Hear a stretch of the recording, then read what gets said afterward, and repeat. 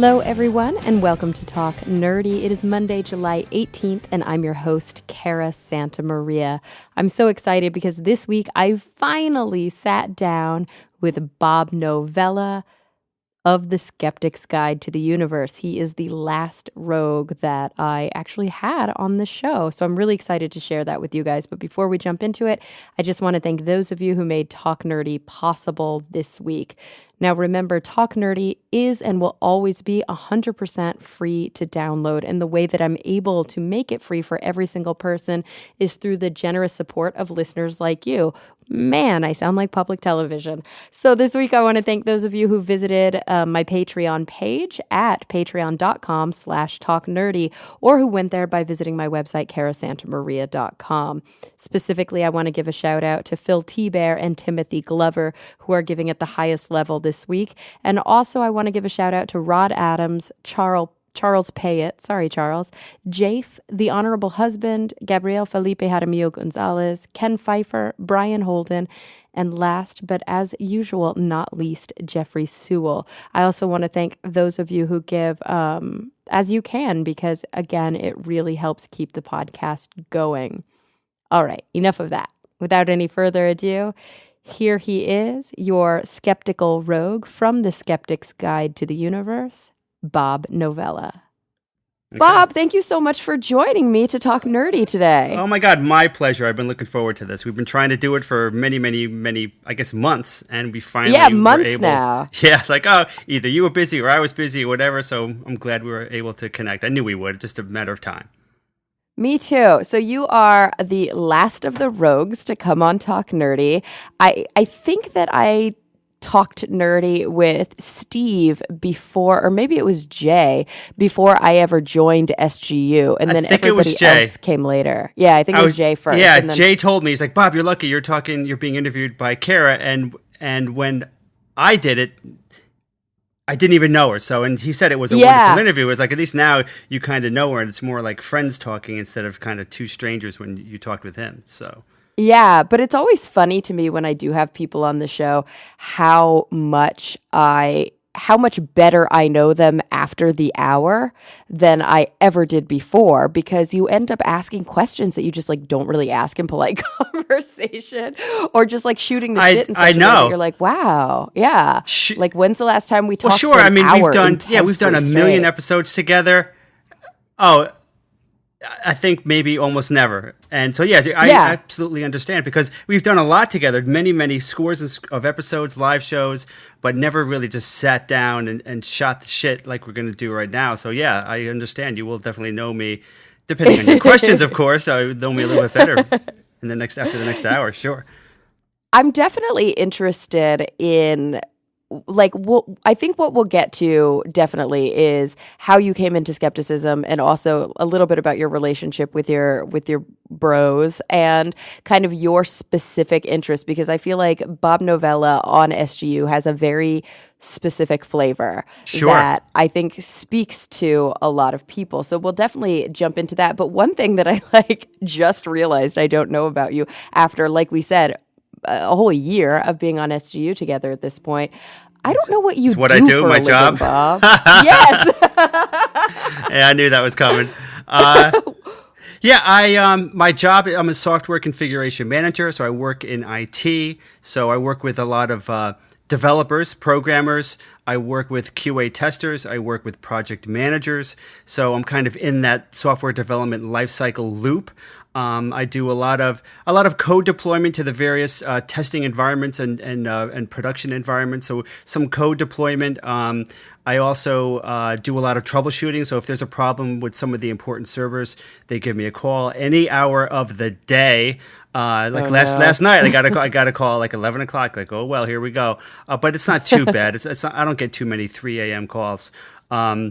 So I do a lot of troubleshooting, fixing, trying to fix problems, because there's, when you've got hundreds of servers that you're kind of responsible for, there's always going to be some inevitable problems. And a lot of these production servers, I mean, if they're not working, we don't, the company doesn't make money, so it's quite urgent. I also started delving back into programming in the past 6 months. Cool. doing PowerShell programming, basically to automate a lot of my administrative tasks. And I am kind of still shocked at how rewarding I'm finding programming. I'm not a good programmer. I'm not a big programmer. I haven't done it in years. I studied it a little bit in grad school, and it was like Pascal. And if you know programming, Pascal is like an old language that nobody in their right mind would program in. But once you learn programming, you get the idea of functions and variables and some of the basic stuff. So I asked my boss. I said, I'd like to learn this, especially after my friend at work, who I really respect, said, Bob, you need to learn PowerShell programming because that is an amazing skill set for somebody in your field. And I took that to heart. And after 4 months of kind of thinking about it and not doing anything, I said, all right, I got to get off my butt and do this. And I'm just amazed at how much I love it. These little scripts that I create, they're like my babies. I love them so much. I even get this. It's Saturday afternoon or Sunday night. There's nothing good on TV. I don't really have anything to read right now. I log into work and work on my scripts. That is unheard of. Because if I don't need to log into work, I do not log into work. But I log into work just to work on these guys, and it's just so amazingly rewarding. I just can't get enough of it. So that's my job. That's my day job. And what kind of software? Is it like financial software? Is it educational software? Like what kind of work is it? The software, I don't test it. I don't use it. So I could tell you basically what it is, but it's kind of software and programs that I never use, so I don't have a detailed knowledge of what these people do with it, and that's fine with me. That's fine with me because I don't need to clog my brain with stuff like that. But it's software that people use in the company to do their jobs. It's software that members throughout the world will use that affiliate with our company. So it's a lot of it's web loyalty. There's also, and web loyalty is basically we will join partnerships with say eBay or PayPal, and we this is a tiny unit of the company. The big company does a lot of other stuff, but they so we do what we can to keep these members of PayPal or eBay or whatever, to keep them happy and Gotcha. engaged and stuff. But it's also insurance and lots of other stuff that I really just don't really care too much about because I don't need to know about it, and that's fine. I mean, if I was a tester, then sure I would need to know. But it's like whatever. I'm in kind of like in my head down in my little world of deploying and troubleshooting. Don't even really need to know how this stuff works, and that's fine with me. But the coding that you're actually doing, the programming that you've started doing recently, Yes. is to help you manage your side of the work that you do. It's to help automate some of the work that you do. Right. So I do administrative stuff like create websites, and then websites have many, many components to them, like host names and binders and bindings and IP addresses and things. I do a lot of working with IIS, Internet Information Server, so dealing with the websites themselves. And I have to do lots of different things with these websites, and there's lots of steps and lots of things to do to create them and maintain them. So if I'm creating websites or adding bindings, I create these PowerShell scripts to do it for me. So instead of manually creating these websites on 6 different servers, I can script it, and instead of a half hour or 40 minutes, I can do the task at the press of a button, and it takes minutes. So basically, I'm doing my job more quickly, more efficiently, and of course, my bosses love it because it's much less error prone, and they're always amazed. They say, "Okay, Bob, I'm on a conference call with 25 people doing this big, complicated production code deploy and update, and everybody's got tasks, and it's laid out step by step, and it's like, okay, Bob, we're ready for your task," and I'm like, okay. I'm starting now, and then within 20 seconds, okay, I'm done. And they're like, wow, you're done already. That's fantastic. And I just love it. I just love it. That's amazing. Yeah, it's like I said, it's just so rewarding.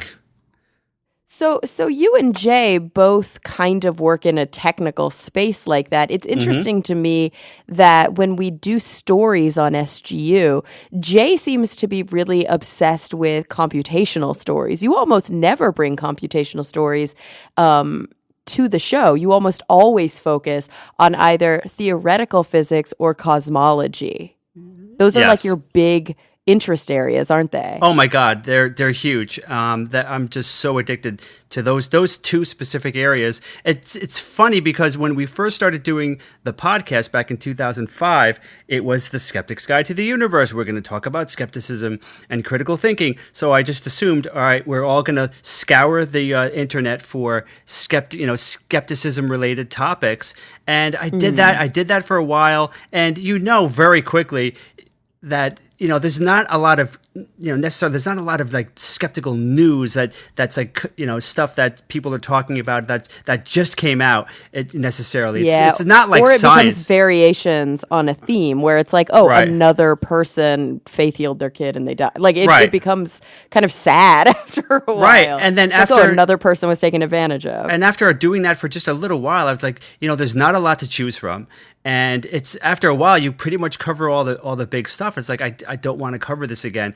And then I don't know when I had the epiphany, but it hit me that, wait, I mean, this science news that comes out is ubiquitous. There's so much of it, and I decided that my real niche or niche, however you pronounce that word. What's your take on that word? Is it niche or niche or niche? Yeah, I'm very Texas. I like niche as well, but I figured out that my niche really is the hard science that I love, and the show has transformed over the years from more, or I'd say mostly, skepticism and critical thinking to a closer ratio of science news reporting, and that's great for me. But I try, to stick. If you notice, I just really do science. I don't pick skeptical topics really. I mean, I could apply the skepticism for, say, a physics story if I think that some of these people are believing some wacky stuff, especially quantum woo and stuff like that. I could put the angle in that way.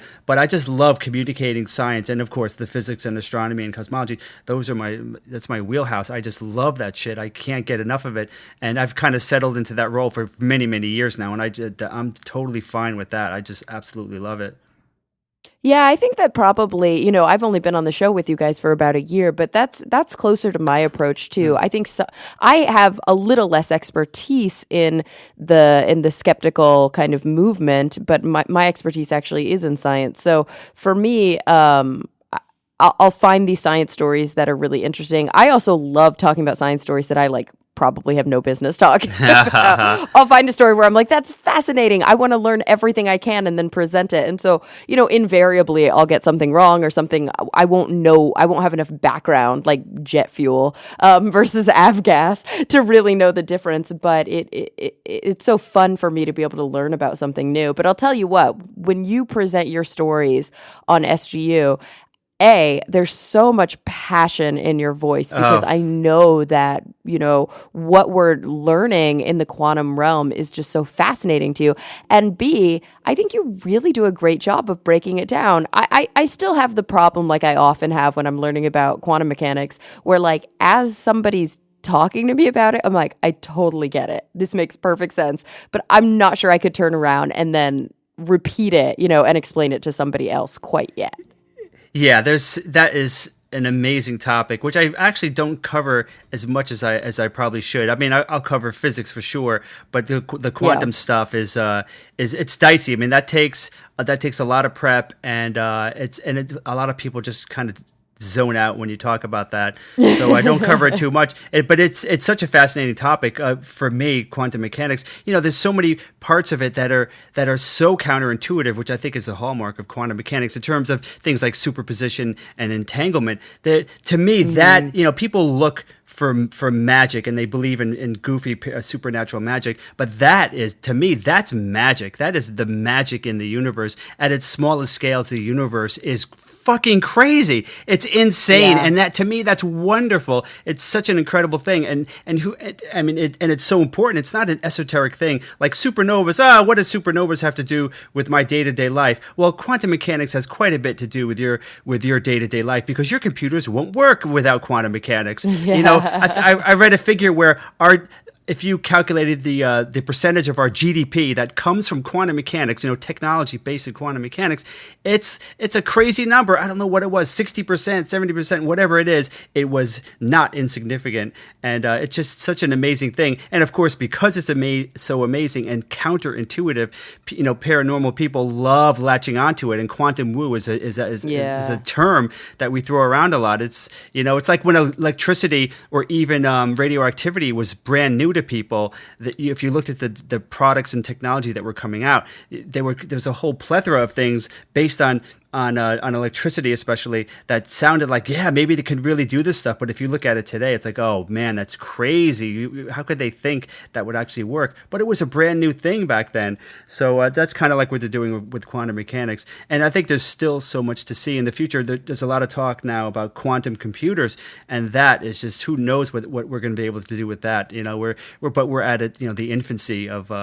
those technologies now, and who knows where it could go. It's so funny that we live in a society now. We live in a culture where we are so capable as a species of simultaneously utilizing science and technology as the backbone of everything we are and everything we do, and yet still fundamentally being able to straight up deny its utility. Like that there's so many people out there who are either anti-science or just don't think about science in a way, don't trust scientists, don't understand scientific thought and scientific endeavors, yet use the products of science every day. It's like this grand irony that so many people live. Yeah, there's a lot of people that we see in skepticism, that a lot of people that believe in, that are credulous and believe in the woo. They long for the seal of approval of science, because they know in their heart that science has accomplished a lot, and they know it carries a lot of weight with people. And if they could say, my scientific studies prove my version of woo, they want that. A lot of them want that, and but also, if science goes against their sacred cows, they are very quick to dismiss it, because this is their worldview, and they can't have their worldview being sullied by science or anything else. So there is kind of a dichotomy there. They long for its approval, but they're willing to dismiss it if it doesn't agree with their worldview. Yeah. So you've been in the skeptical movement for a long time, and I think in a bit I want to kind of break down how you kind of entered into it. But before I do that, I would love to know from you, like you said, early on in the early days of SGU, most of your stories and most of your focuses were in skepticism and in kind of debunking woo. What do you think is your favorite kind of category of woo? Where do you really like reading and being like, oh God, this is crazy. I want to read everything about this. Ooh. Wow, this shouldn't be a hard question. Right? It's funny. Right? Like I could probably peg Evan, for example, because I know Evan loves exorcisms. Right. It's so obvious because he loves to talk about it. It's kind of, I feel like everybody, and of course, Steve loves the bullshit medical woo, stuff, because that's because that's where his expertise lies. And it might be quantum woo, because it's kind of at the junction between my love of science and skepticism. That's a big one, but I don't talk about it too much anymore. I've covered it. I've written about it a little bit years ago when we were at the NES, the New England Skeptical Society, and we had a newsletter that would come out quarterly. I wrote about it a lot, but quantum woo kind of things that are kind of related to science, like maybe the fake moon landing type of stuff. That's interesting. That's interesting to me. Mechanisms of self-deception was kind of an early favorite for me in terms of areas that I talked about and was proficient in and really enjoyed. To me, it's fascinating when I learned just how our brains don't record and reflect reality. They construct reality, and in terms of perception, sight, even hearing, and memory. So all these things, our brain is a very cool little thing inside of our heads, but it's so unreliable, and people just don't realize that. They do not understand that their brain is now not recording reality. It's just kind of creating it as it goes along to make a cohesive narrative for us that kind of makes sense. So the ways that we can deceive ourselves is such an important part of skepticism, I think. And people say to you, why would this person be lying about whatever, seeing a ghost or whatever? And we say they're not lying. They truly believe this, but they've been led astray, by their brain, by their expectations, by their beliefs, and to come to a false conclusion. And that's such an important part of skepticism, to understand where your perception can fail and cause you to have or to engage in pathological thinking. So that's fascinating for me. I think that was probably a fundamental part of because my undergrad was in psychology, and learning about that kind of cog psych stuff, and learning about why we have to understand that we are fallible in our thinking, and where all of those sort of like cognitive biases come in. That was so important for me to move on to neuroscience and to be a good professor, and to really, I think, start to establish myself as a scientific and skeptical thinker, because I feel like without that it's foundational to everything in skepticism. You're absolutely right. You know what? Speaking of, there's a great documentary on Netflix right now. I just watched it the other night when I couldn't sleep, called Dishonesty: The Truth About Lying. Ooh, okay. Have you seen it? Yeah, no, you should check it out. Anybody I'm all over Netflix, so yeah. Tell me about it. Yes. So it's a new doc, and it follows a researcher named Dan Ariely, who is basically a psychologist, a cognitive scientist, whose whole mission in his lab is to study self-deception. And the whole documentary is just these little vignettes of the different ways that we deceive ourselves, and then backing it up with like really cool laboratory experiments that they do. Sort of their paradigm in the doc is this, they build a lot on this one type of test where university students will sit down and they'll take a test, and the researchers tell them for every question you answer, or for every question you finish, you get $1. And then at the very end, they say, I finished 7 of them. They give them $7, and then they shred the test. But of course, they've rigged the shredder so that it only shreds the sides of the test, and they can actually still read it after the end. And so then they vary on that theme with all sorts of crazy things, like what happens if some kid says he finishes within 30 seconds. Yeah. Or other people going to lie and say that they finished early. It's like all this stuff about social cues with lying to yourself. When is it more appropriate to lie to yourself? When do you start to kind of struggle with the moral, question of whether or not you can lie? Like, one really interesting thing that they showed is that when swearing on the Bible before you take the test, even self-declared atheists are less likely to lie. And it's because it has nothing to do, as he's repeating, with the Bible. It has to do with a reminder of your own intrinsic morality. Like the minute that you're reminded of your own moral code, you are less likely to lie, which is amazing. Well, there's all these really cool studies. That's a good tip. If you're trying to get the truth out of somebody, maybe try to remind them in whatever way you want that of their own moral code, and that would be a good way to at least increase the odds of them not lying. One other point I wanted to make about self-deception is that is what makes science so amazing and so productive, is that it's inherent in the act of science is a systematic way of safeguarding against self-deception. That's why it's so powerful, because that's how it's designed. You have to, you come up with an experiment, a hypothesis, and a theory, and it's the job of other people to not only to rip it apart, but also to replicate it. And that's why, it can remove or minimize the chance of people either deceiving themselves or purposely trying to deceive others with it. So any lie in science eventually will come out. It's true. It might take time, but it will happen. Yeah, operative word there being eventually, because I think that's one thing that I'm really proud to be part of SGU, one thing that I'm proud that we do, which is actually turn our glasses inward, turn our microscope on ourselves, and really start to, carefully focus on places within the scientific community where there might be either fraud or mistakes or retractions or things that don't seem to hold as much water as we hoped. Because, of course, self-deception is so strong that even within the sciences, we will see these mistakes happen, and it's up to other scientists within the community, like you said, through replication or through systematic review or through peer review to actually make sure that those mistakes that inevitably happen aren't perpetuated.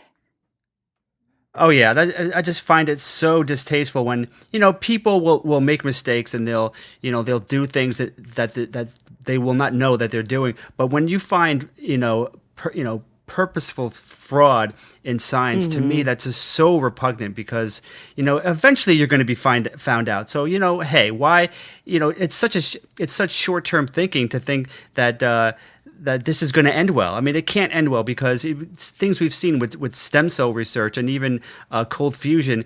Cold fusion was probably more not intentional, but some of the stuff we've seen in other countries or even, I guess, the United States where it was intentional fraud, it's just really, that is disgusting. You should just lose your science card. You're done. I agree. And it reminds me a lot of some of the experiences I had early when I was teaching at the university level with cheating, where I was just like, guys, you're not in middle school. You're not in high school. Your parents aren't making you be here. This is about growth. This is about becoming a career professional. Like, why the fuck would you cheat? Like, you're only cheating yourself because now you're leaving a class that you paid for without the knowledge that you need in order to be successful in your career. It's the weirdest thing, this sort of intense need to self-deceive or this intense need to prove something to other people when ultimately you're really only fucking yourself over. Right. And, I've been thinking about this a lot in terms of my daughter's going to college or to university very soon, and this is not cheap. I mean, this is a crazy amount of money, and I'll try not to rant about how much higher education costs have gone up in the past 20 years. It is insane. But if she did fantastic in high school, straight A's, so proud of her, amazing girl in so many ways. But if I catch a hint of her in college wasting the money that is being sent, that's only hurting herself and the people that are paying for it, I will just say I will just like pull her out, because you've got to take this seriously. Have your fun. You're of course you're alone. You're in college. Have fun, but take your work seriously. And if you're not going to be taking it seriously, then I'm not going to help you do it, because that is just you are just cheating yourself. It's a horrible thing to waste. Yeah, like what is the point of being there if you're just going to fuck off and not take the work seriously? You might as well just go to community college and pay for it yourself, and then you'll actually feel the burden, because of course university is like 10 times that price, and now mom and dad are feeling the burden. Yeah.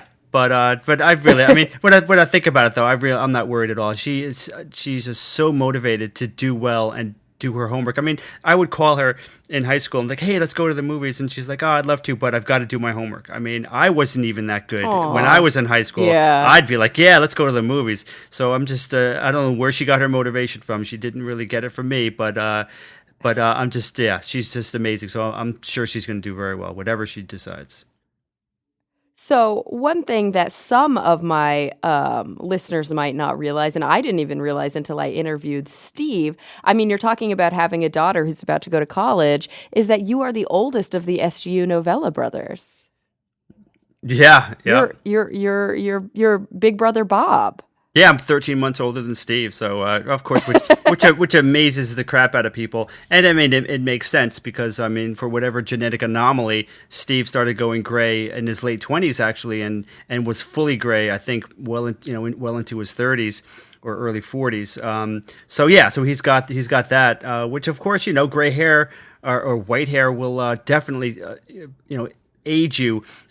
People will think that you're older, and it's funny because it helped Steve because he's a doctor, and people don't want to be treated by these young whippersnappers. So if they think you're actually 10 or 15 years older than you are, then when you're in your early or mid 30s, that's actually a bonus. So that's a plus. So I mean, it's just funny. If Steve wants to look like 10 or 15 years younger, all he's got to do is dye his hair, which is an easy fix that some people would actually kill to have. So but he doesn't care. He doesn't care at all.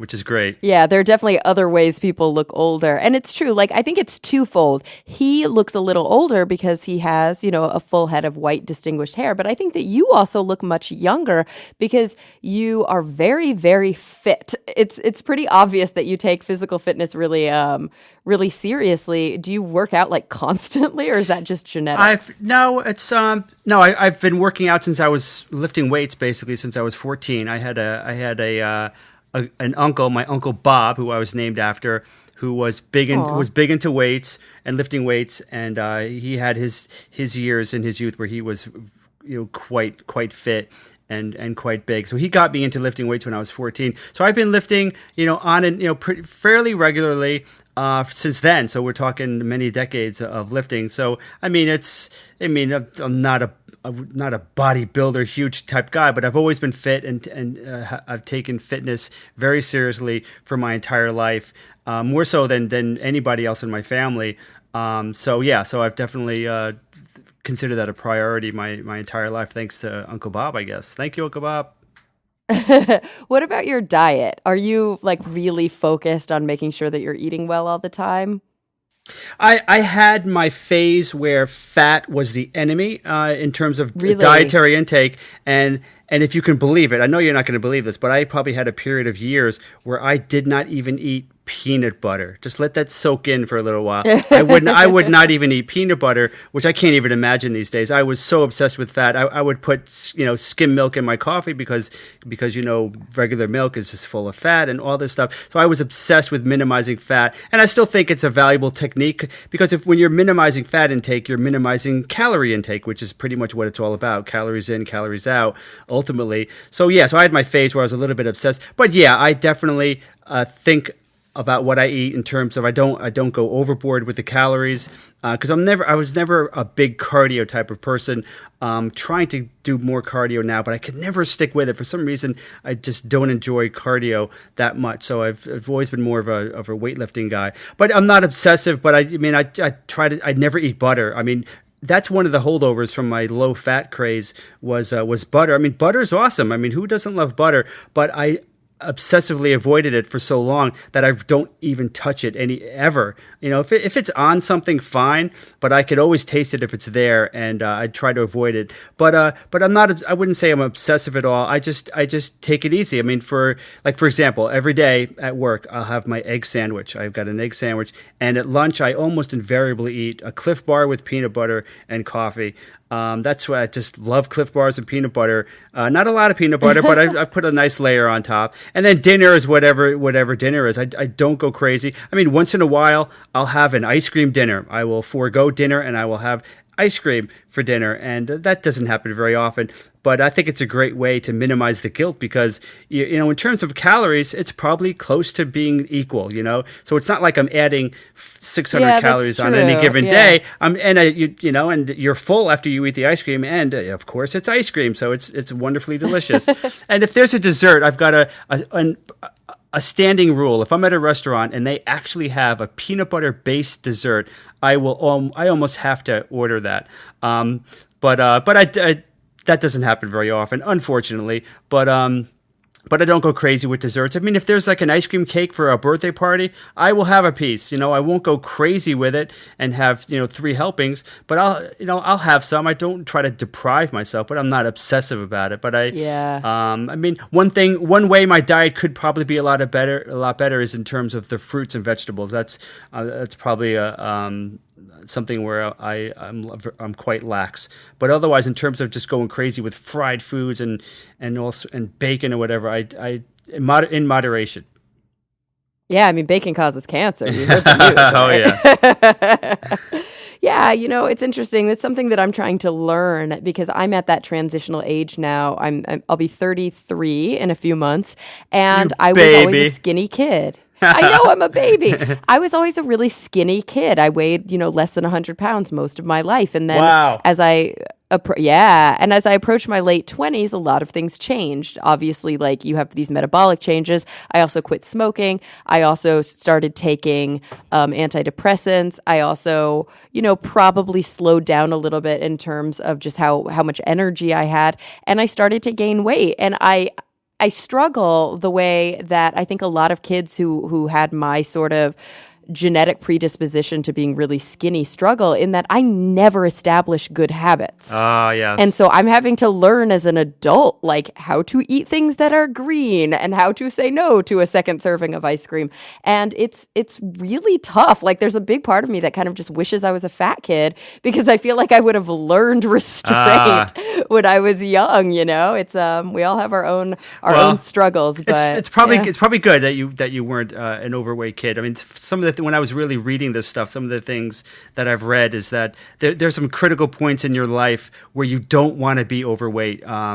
I think it's early in life, and then around puberty, and then maybe there's some other point in time, because those are the very few periods in your life where the actual number of fat cells in your body are determined, and you want obviously the minimum amount of fat cells, because the more fat cells you have, then the very much harder it's going to be to lose that weight, because you just have so many of these cells. And even if you gain a little bit, you know, if all the fat cells get only a little bit bigger, that still can translate into a lot of excess weight, because you've got so many of these cells. So that might be a good thing, but it's never too late to get these good dietary habits. And like you said, you noticed it around 30 or so, late 20s. That's the key time, because that's the point in your life where your metabolism says, all right, I'm going to start taking it easy. And most people, after they hit 30, they'll generally gain a pound of fat a year and lose a pound of muscle a year. Now this is information that I've read a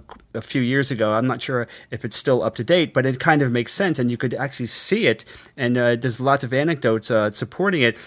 So over time, by the time you're 40, you could actually weigh the same, but you will have about 10 pounds less muscle and 10 pounds more fat. So you are much less fit and toned. Yeah, and you'll look different too. And you will look fit. Clothes will fit different. You will look different in your bathing suit. So it's a struggle. People, if you realize that and you stay fit, you can't remove this nasty progression that everyone goes through, but you could slow it down significantly. And even, you know, most anyone can get in fantastic shape if they just, you know, make these changes in their lifestyle. And I think that's the key. I would never go on a diet. Because diets are temporary. You change your diet for a little while, you lose the weight, you're happy, and then you go back to your old habits, and then you just get right back where you were, and actually you'll get back to a worse position than you were in. So I think if you want to seriously get fit and lose weight, you have to make permanent changes to your diet and stick with it for the rest of your life. Reasonable, not, you know, don't deprive yourself, because that's when you slip up. You deprive yourself of some of the things you love, like peanut butter. You deprive yourself, and then you love peanut butter. You have your nights. Oh my God, obsessed. You deprive yourself, and then you have a night where you just say fuck it, and you just go crazy, and then you feel like crap the next day. Just have a little of what you enjoy. Just don't go crazy. It's just like I said, moderation is key. Yeah, it's so true. And did I tell you that I don't? Oh, go ahead. What? Oh, well, one thing I wanted to add is that if you could just make one change in your life, it would two things you could do: eat a little less and move more. Fitness and exercising, even just gardening. You don't have to do marathons. Just be more active. Or even if you just you buy one of those desktop things that they have now, where you stand up. You occasionally will stand up instead of sitting down all day. Just the act of standing is so much better for you. And we're actually finding now that sitting down for 8 hours at a stretch is horrible for you.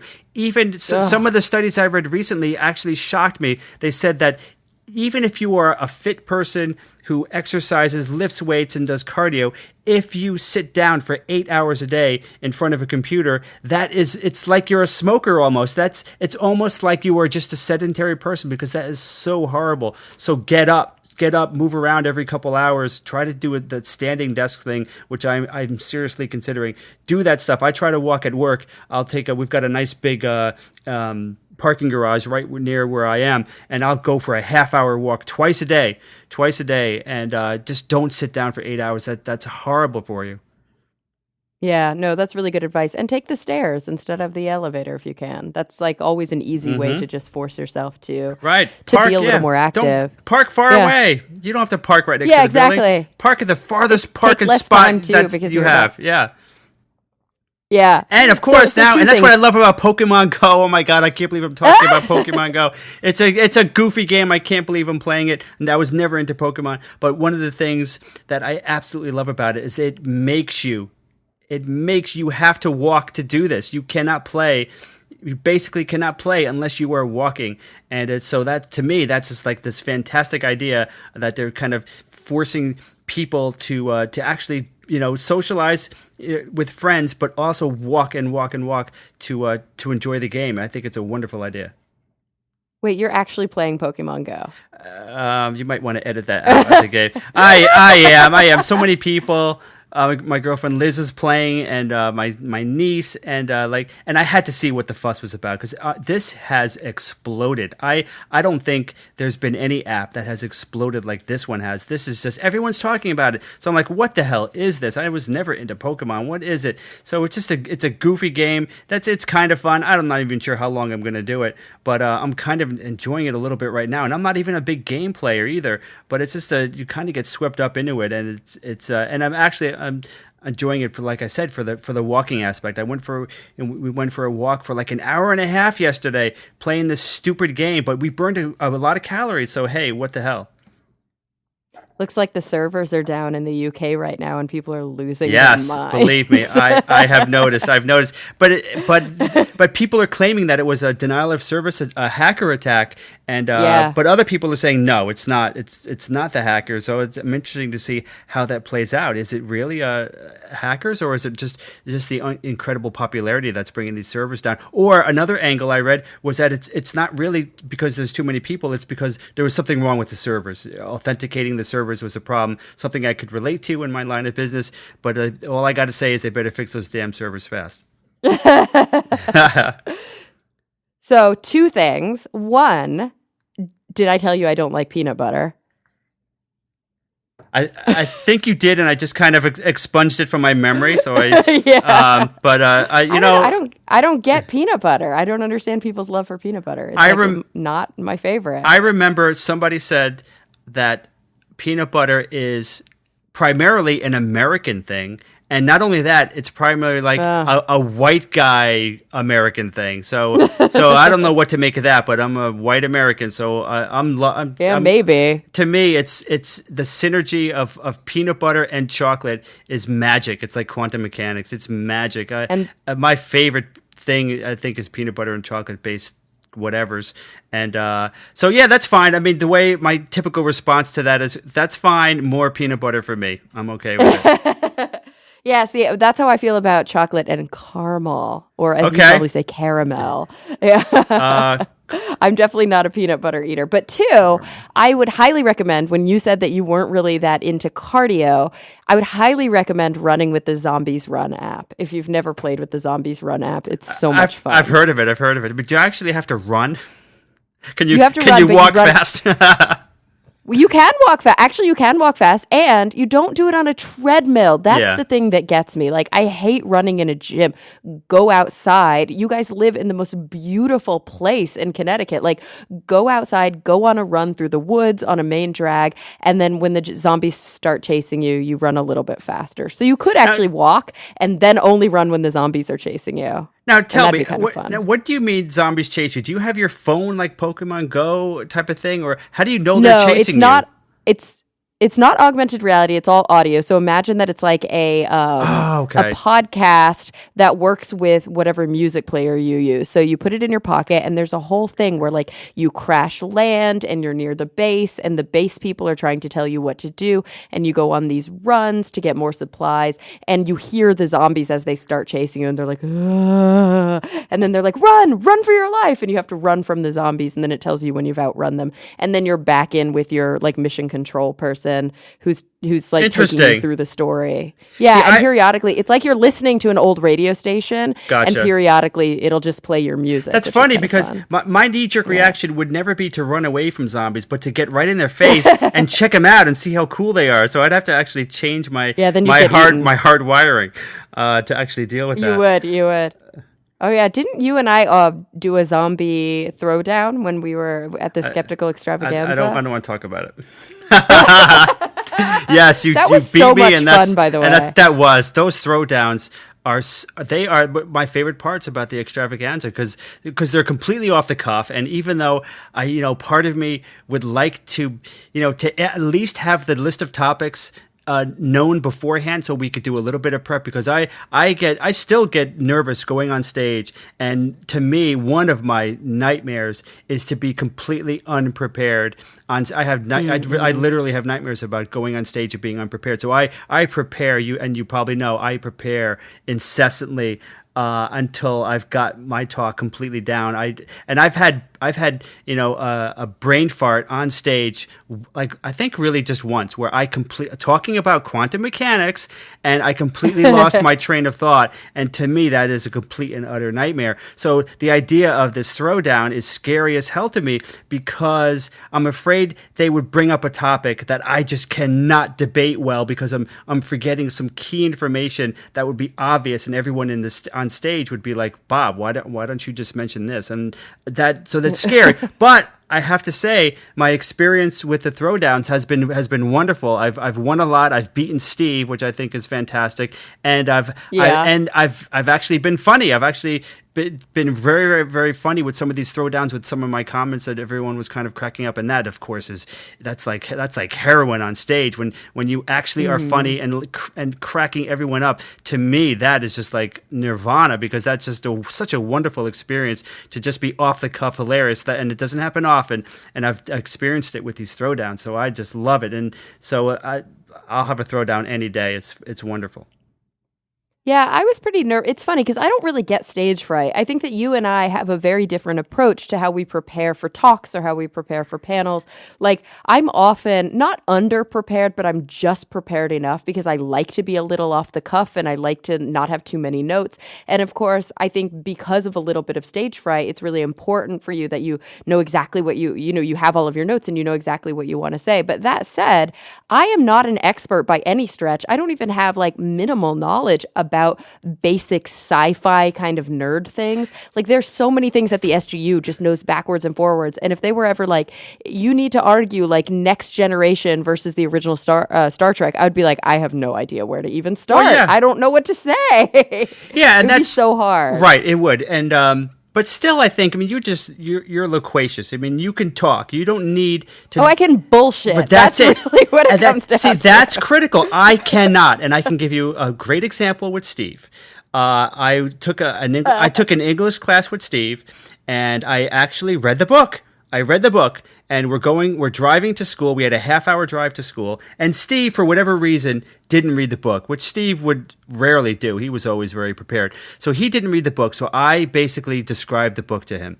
And then I remember a day or two later, after the test, he came to me, and he said, I know what the scores were on our English test, on that book test, and he did better than I did on the test. And I remember, because you told him everything. I told him he did better than I did. He didn't even read the fucking book. And when he told me the scores, I punched him in the stomach. I distinctly remember punching him in the stomach. I was so pissed.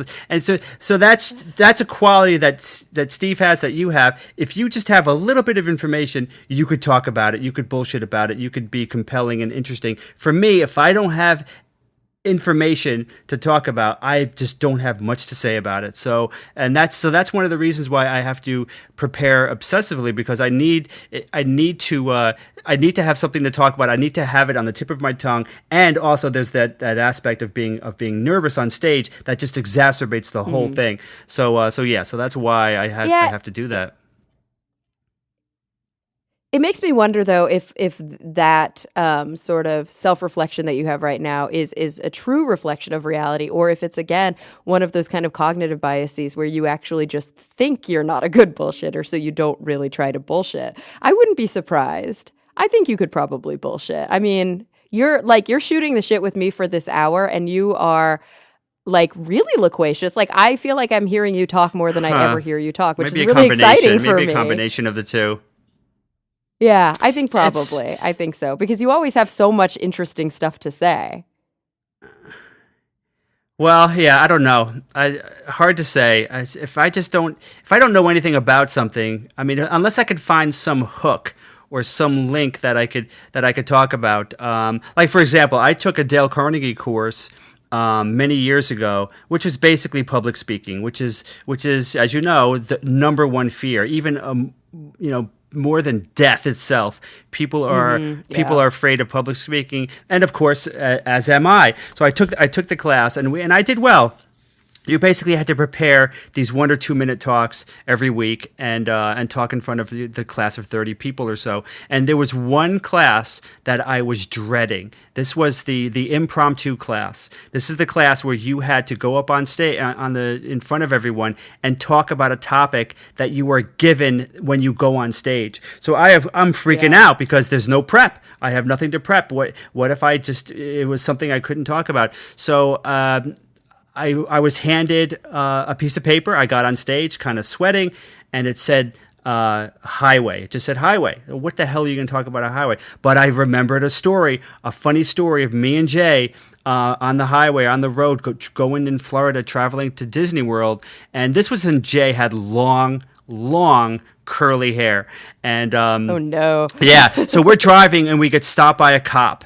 And it's a Southern cop, and you hear stories about Southern cops. I've never had a bad experience with them, but I'm like, oh, Jay, he's going to see you with this long hair, and I think he even had an earring, and he's going to haul us in because he's going to think you're a weirdo, and who knows what else he's going to think. So I'm like, Jay, turn your head to the right, pretend like you're sleeping, and maybe he'll think you're a girl, and we'll be okay.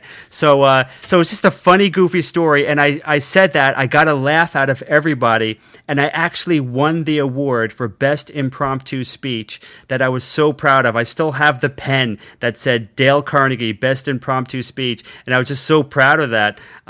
So it's just a funny story that actually probably helped me increase my confidence for at least a couple weeks. That's amazing. That makes me so happy. I love hearing about these early novella stories too. I think that is really, in some ways, a big part of the charm of the podcast because there's no denying the chemistry that you brothers have on the show. It's interesting because you have another brother. What's his name? I think it's Joe. It's Joe. Yeah. Yeah. So I've met Joe. Yeah, Joe is my twin. Joe is my twin. Joe is my twin. My fraternal twin. He's 4 minutes older. And yeah. That's insane. Yeah, Joe is your twin. You guys look nothing alike. I mean, you look alike because all novellas look alike, but do. You look nothing alike. It's ironic that I look fraternal. That's why. Right. We're just like regular brothers. Actually, and it's just a coincidence that I happen to look more like Jay and Steve than I do my own fraternal twin, which is kind of funny. Hilarious. But yeah, Joe's a great guy. He's we've had him on the show, and he always listens to the show, and a super bright guy. He's just so knowledgeable about now his new career. The past 5 or 6 years has been energy conservation, and heating and air conditioning. Like buildings and how much money and energy is wasted, and he could talk about solar energy all day nonstop. He's just so knowledgeable about it. It's amazing, and he's doing so well. I'm so proud of him. That's awesome. Yeah. So, I mean, I've met Joe a few times, and Joe is a skeptic, right? Joe is when we have conversations, we're on the same page with a lot of things. Yeah. I think he's also politically aligned with me in a lot of ways. Why is it that Joe did not come together with you guys when you first started forming Nexus and the Skeptics Guide? Or not Nexus, but Ness. Think about that. Yeah, just the whole skeptical thing. He was kind of... Yeah. Well, Steve, Jay, and I were a little bit closer. Joe was so busy; he was working with my dad as a general contractor, doing very well in that business. He was so he was kind of separated from us for a bit. He was just so busy with that stuff, and we were kind of just maybe a little bit more into the whole thing. It wasn't necessarily the kind of thing he would want to dedicate so much time to. I guess. I mean, it's actually I'm trying to think of why that happened, and perhaps I think the atheist angle might have been a little bit off-putting to Joe. He was Catholic back then, and he believed. Gotcha. Although that has changed, he is definitely on the side of atheism / agnosticism these days for sure. So he definitely, came around to, more of our way of thinking, at least when it comes to atheism and agnosticism. So that may have played a bit of a part in it as well, perhaps. But he's totally on board, total skeptic, and into science and all that stuff. So that's for sure. Yeah, it's funny. And Steve, I think, does a good job. Obviously, Steve is like kind of the Mac Daddy of the show, and like Sure. he does a good job policing us a little bit to try and keep the atheism talk to a minimum, and also to try and keep the political talk to a minimum, because for him, I think he wants to keep the skepticism really pure. When Absolutely. it's relevant to skepticism, we bring it in. Right. But for me, it's very hard for me to hide my atheism. I mean, I don't try to hide it. I'm an atheist activist too, but like I am so obviously an atheist, and I'm so obviously progressive and left-leaning that it's just a part of who I am. And so I have to be mindful on the show of making sure that if I do make a comment that's politically or religiously charged, that it has evidence to back it up, because that's what the show is about. Absolutely. We're doing science outreach here, and this is our niche. This is our niche. Talking about anything that deals with science, whether it's critical thinking, or whether it's even politics or religion. If you say the Earth is 6,000 years old, and it's part of your religion, we will absolutely address that. And the same with politics. But we try not to do any religion bashing or Republican / Democrat bashing, straight bashing, because that's not what we're about. We're about the science. And also, I find it makes a lot of sense, because when you start bashing, religion and politics, people, these are such emotional issues for people that the shields come right up, and a lot of, it's hard to get through to that. We find, for us, it's been very successful if you give the people, the tools of skepticism, of critical thinking, and spotting logical fallacies. If you give them those tools,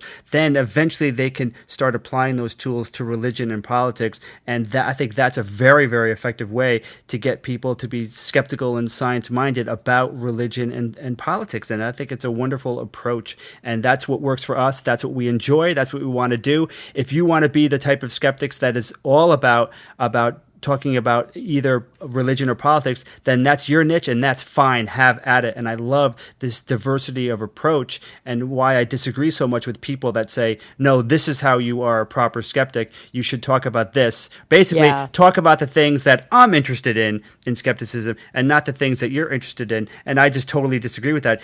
I love the idea that people are approaching it from their passions, because if you're passionate about a specific area of skepticism and science, then that's what you're going to be passionate about. That's what you're gonna stick with. You're not gonna do it for a month and be like, I'm done with this crap. So I think it's wonderful. How boring would it be if all skeptics just focused on, like, say, alt med, or quantum woo or homeopathy? That would be horrible. Just like Bigfoot all the time. Right. And people bash Bigfoot, and Steve has said on the show many times that Bigfoot, it's not a waste of time to talk about Bigfoot. Just, it's kind of interesting and weird and goofy, but if you look you could look at Bigfoot as a microcosm of all of skepticism, because it teaches you how, the mechanisms of self-deception, evaluating evidence, it's all there in this little tiny world of just little old stupid hairy Bigfoot. And you could, if you know Bigfoot, if you could dissect skeptically Bigfoot from A to Z, and you could then actually apply that to so many other areas. So it's not a waste of time to talk about Bigfoot. Just don't obsess over it. Yeah. Do you know that because I work in television, it's not uncommon. It doesn't happen all the time, but it's not uncommon for me to get a call from a production company or from a network saying, we're working on this show and we're thinking about casting. And it's really important to us to have like the token skeptic. Like we really want, or they won't word it that way, but they'll be like, that's what I know they want, where they'll be like, it's a show about investigating Bigfoot. And then we're going to have like these primatologists, and we're going to have these, Bigfoot hunters, but we really want somebody on the panel who's like, really skeptical and who wants to kind of debunk Bigfoot. And I always say like, no, no, I'm not going to play that role. I think it's again, because we're not monolithic and because you're right, we have to approach these things from so many different angles. It's a good role for someone out there to play. Honestly, I think that you or Jay or Steve or even Evan would be really good in that role. But for me, I would hate to be put on a show as the token skeptic who basically becomes the villain. You know, that's how they always couch you. Right. Is like when they're in post, when they're in edit, it's like, oh, she's the angry science lady who just doesn't want to have any fun. And you're like, oh, Jesus. It's so frustrating, but that's really how we oftentimes present skepticism and science in television. And so for me, it's about kind of changing that approach so that people understand, you know, to be a scientific thinker and to be a skeptical thinker, you get to have fun too. And you're not just always there to like break people's dreams. You're there to help people see I know what it is, which is so much more beautiful. Yeah, it's hard. It's hard at times to be a skeptic. You're basically, you're not offering hope in a lot of cases. It's like the stark reality of the way things are, and that could be a bummer, and that's too bad.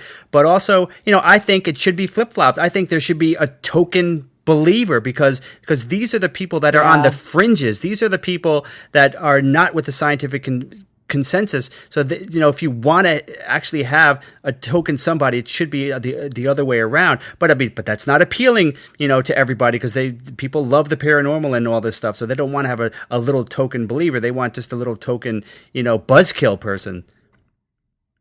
Yeah, no, I completely agree. Well, Bob, we have been chatting for quite some time. I've been having such a good time. Before I move on, I always have a closing segment where I ask all of my guests the same two questions. Ooh, I'm going to put Bob on the spot. But before we do, I'm wondering if there's anything that you wanted to talk about that we haven't gotten to. Is there anything you can think of before we move on to that last segment?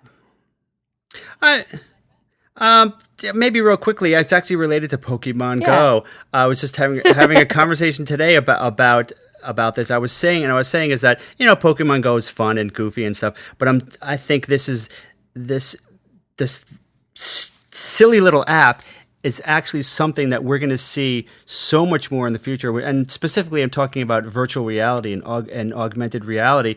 I think it's going to be such a huge thing. I mean, this is such a minor representation of that. But imagine in the future when VR. I mean, for years I've thought my ultimate piece of tech is going to be a pair of very cool looking sunglasses that is my entire interface into the digital world. It will be your TV, your computer monitor, your reminders. Your friend comes up to you and you haven't seen him in 5 years, and your VR will just overlay these texts saying, this is Steve, and his birthday is tomorrow. Wish him a happy birthday. Just stupid stuff. Or you're working on your car, or you're operating on somebody, and you can overlay the CT scan or the X-rays or the car engine, and to help you work on whatever you're working on. There's just so many ways that this is going to be integrated into our society, and you can't predict what's going to be popular. Just like 15 years ago, who would have thought that texting would be something that would essentially supplant phone conversations? I don't think too many people predicted it. It seems so much harder. Right. Yeah, it's like, why would you text when you can just call? I remember saying when I first started texting, like, why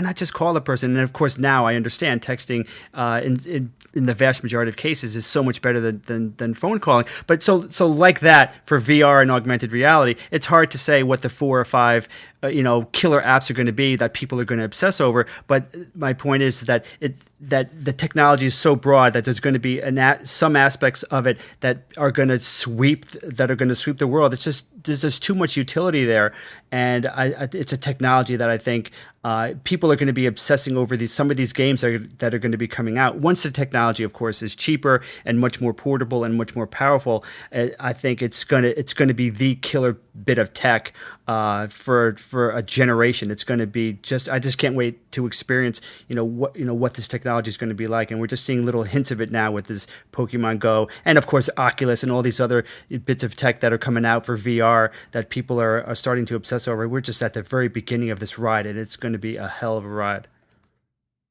Yeah, I agree. We're not going to have cell phones anymore. We're not going to have all these different pieces of equipment. You're right. It's all just going to be in our glasses, and Right. everything is going to be on one dashboard. And because we're already seeing that, like people like myself who are big Mac users, everything's already really integrated. Like I have my phone, I have my iPod, I have my laptop, and they all talk to each other, and they all talk to each other through the cloud, and all of the same programs are used. And I can check my texts on my laptop, and I can listen to my music on my phone.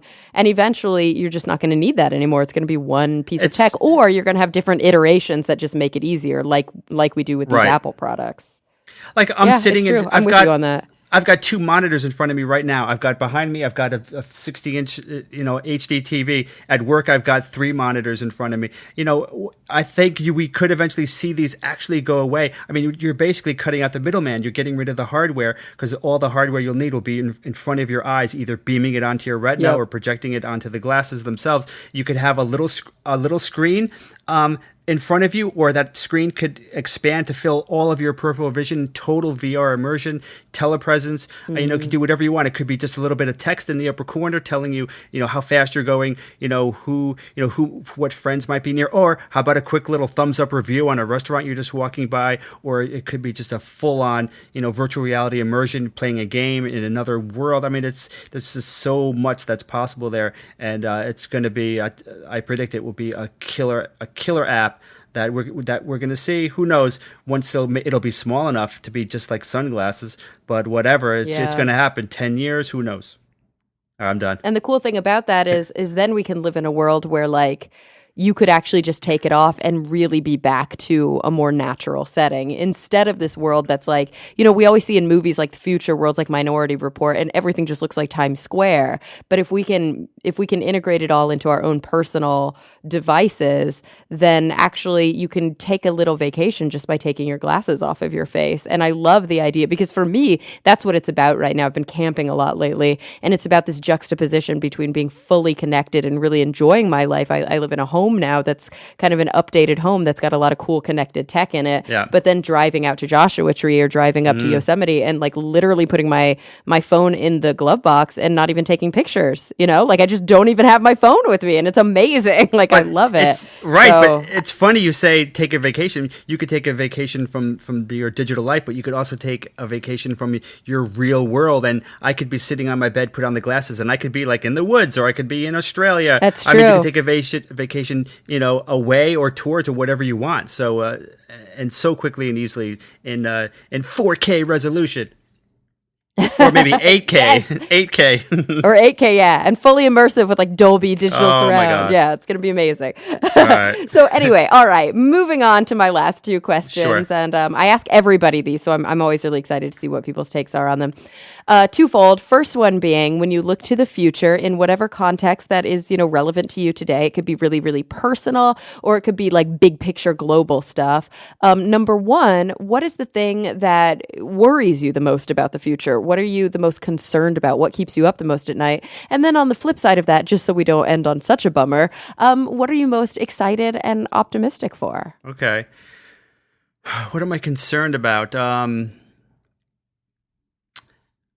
I guess apocalypse.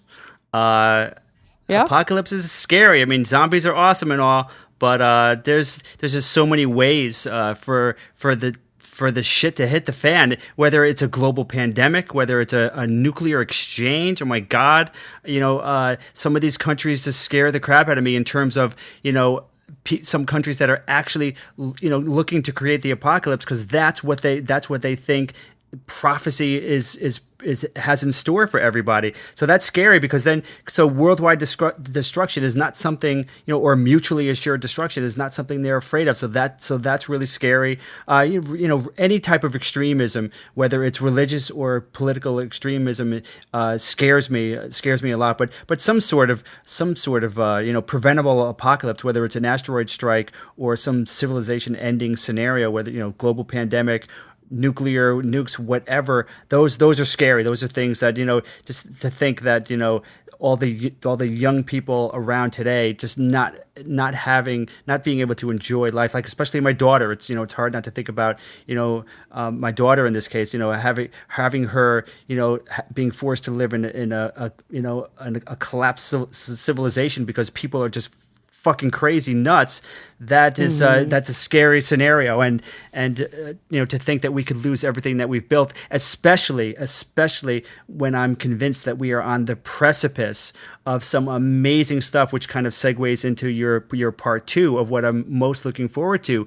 I'm most looking forward to what I think we are on the precipice of in terms of, long, like, health spans that last for 2, 3, 4, 5 times. Imagine being healthy for 500 years. I think that is achievable. Also, the technology, some of we've been talking about with virtual reality and augmented reality. I'm so hopeful and looking forward to some of the things we can achieve with science and technology, whether it's nanotechnology or artificial intelligence, robotics.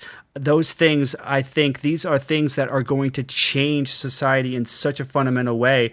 It's not going to be incremental improvements. We are going to reach a point where we could actually, feed and clothe the entire world, get rid of pollution, solve problems. I mean, with AI, if we can create a benign artificial superintelligence, the things that it would be able to solve are just so amazing. I am convinced this is achievable within a relatively brief time span. Of course, it's hard to predict. I can't give you a date, but whether it's 20 years or 80 or 100 years, I think we are on the verge of amazing things that we can all achieve if we just realize that it's coming and work to achieve it. I think we could absolutely get there, and I'm just so excited. That's why one of the reasons why I love science fiction so much, to see some of these ideas come to life on a screen, some of the things that we can potentially achieve, and some of these things that I know are so tantalizingly close that, if I can't experience it, then my daughter will see it, or my grandkids are going to see such amazing things. And that's some of the things that sucks about dying, is that all the great stuff that I'm going to miss. I'm always fascinated. What are the limits of technology? What can we accomplish with technology? Especially now, you were talking about quantum computers and areas of technology that we haven't even realized or explored yet. To me, is endlessly fascinating, and I love speculating about what we can potentially see. If not us, then our kids or grandkids. So that's what I love thinking about. Oh my gosh. Well, now that I'm officially inspired, I am really excited to take on the rest of my weekend. All so, right. Bob, thank you so much for joining me. Before we go, why don't you let everybody know, where you kind of exist on social media, where they can see some of the cool stuff that you do, especially if I don't know how they wouldn't be, but if they're not familiar with SGU or they're not familiar with some of the things that you've written in the past. Yeah, I mean, I'm a big Facebook fan. I just love Facebook. So just give me a search on Facebook. I'll be glad to be anyone's friend. So I'm very accessible there. Or I write a blog for the skepticsguide.org. I kind of took a little bit of a hiatus, but I'm getting back into it now. So you can see some of my blogs. You can go back and see all the blogs that I've written at the skepticsguide.org. Just go to the science news section. I'm right there. So those are my two primary outlets. You could also check out just the Skeptics Guide on Facebook itself. Just a general Facebook page for our podcast. So those, I guess, would be the 2 or 3 primary outlets if you want to check out what I'm doing. Awesome. Well, Bob, thank you so much for taking the time to chat with me today. I had so much fun, and I feel like I know you even better now. Of course. Cara, this has been wonderful. I didn't have to prep for this, and I think it went so well. This was such a fast hour and 10 minutes and 35 seconds that I can't believe it. So you are an amazing interviewer, and I'm just so happy we finally got around to doing this. Oh, stop! Or no, go on. You're so on. No, sweet. No, go on. You are. It's so easy to talk to you. I now know why that you're so popular and so many people love your shows, because you are just a natural at this stuff. So. Well, thank you so much. And I have to kind of repeat the compliment, because I have to say, I have not been a part of the SGU for long, but I already feel like one of your sisters, and it's been so much fun. How quickly I feel like we've all connected, and it's just so easy having conversations with you guys as well. So I'm just glad to round out the SGU by having everybody on the show. So. And I'll go ahead. I'll spit that right back at you, because I remember when we first interviewed you at TAM, probably 3 or 4 years ago.